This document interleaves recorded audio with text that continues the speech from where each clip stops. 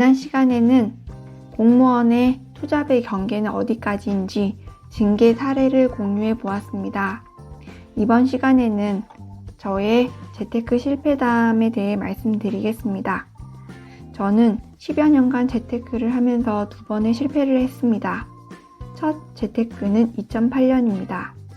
학군 좋은 데는 무조건 오를 거라는 맹목적 믿음이 있었던 저는 수중에 가지고 있는 돈 3천만 원으로 덜컥 계약을 하였습니다. 중도금 이자는 계속 나갔는데 그 당시 직장을 그만둔 상태라 이자 부담이 심리적으로 크게 느껴져 잠을 잘 수 없었습니다.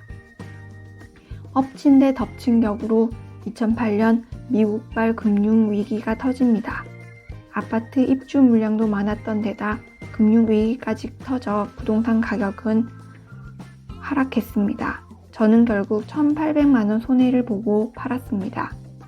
1,800만원 손해를 보고 판 것이 오히려 해방감이 들어 좋았을 정도로 심리적으로 고통이 컸습니다.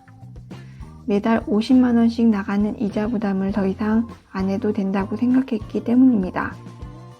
부동산 침체기가 올 거라고 전혀 생각도 못했고 입주 물량을 고려하는 분석을 할 줄 몰랐습니다. 그 당시 저는 너무 무지했고 플랜 B에 대한 대책이 전무했습니다. 그때의 첫 재테크 실패는 저를 일어서기 어렵게 만들었습니다. 이후 재테크와는 10년 동안 담을 쌓고 살았습니다. 두 번째 재테크 실패는 최근의 일입니다. 한창 어떤 지역이 핫할 때 개발 이익에 저도 한 발 담그고 싶은 제 욕심이 화근이었습니다. 매도인은 전세를 맞춰서 자금을 맞추어야 하는 저의 절박함을 이용해 전세 입자가 못 들어오게 의도적으로 막았습니다. 또한 계약 당시 위층과 누수 관련 소송을 벌이고 있었던 것을 고의로 감추었습니다. 계약서를 작성할 때에도 불합리한 특약사항을 강요하는 등 사기꾼의 냄새를 풍겼지만 그때는 알아채지 못했습니다. 협상이 불리하게 돌아가도 저는 그 자리를 박차고 나오지 못했습니다. 서울 집에 대한 환상과 욕심이 그 자리에서 모든 것을 수락하고 만 것입니다. 결과적으로 계약금을 날렸습니다.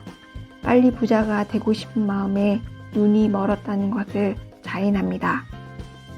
부끄럽지만 저의 투자 실패기에 대해 얘기하는 것은 이 실패를 통해 좌절도 얻었지만 뼈가 시린 교훈도 얻었기 때문입니다. 첫째, 부자를 주변에 두라는 것입니다. 제 주변에는 부자가 없었습니다. 그래서 부자가 되는 현실적인 방법에 대해 물어볼 사람이 없었고 오로지 책으로만 돈을 불릴 궁리를 했습니다. 정작 현실적인 문제에 부딪혔을 때 물어볼 사람이 없었습니다. 2008년 부동산 가격이 하락하자 공포감에 휩싸여 손실을 안고 매도하는 방법 외에는 다른 방법이 생각나지 않았습니다. 그 공포감은 사실 과장된 공포감이었습니다. 지금의 저라면 전세를 주거나 하여 어떻게든 버티는 전략을 취했을 것입니다. 제 주변에 현실적인 조언을 해줄 사람이 없었기 때문에 저는 최악을 선택하고 만 것입니다. 주변에 부자가 없다면 수중에 가지고 있는 모든 돈을 지불하더라도 동네에 있는 건물주, 중개업소장, 변호사, 세무사, 회계사를 찾아가 조언을 꼭 구하기를 바랍니다. 둘째, 투자를 할 때는 플랜 B를 꼭 준비하라는 것입니다.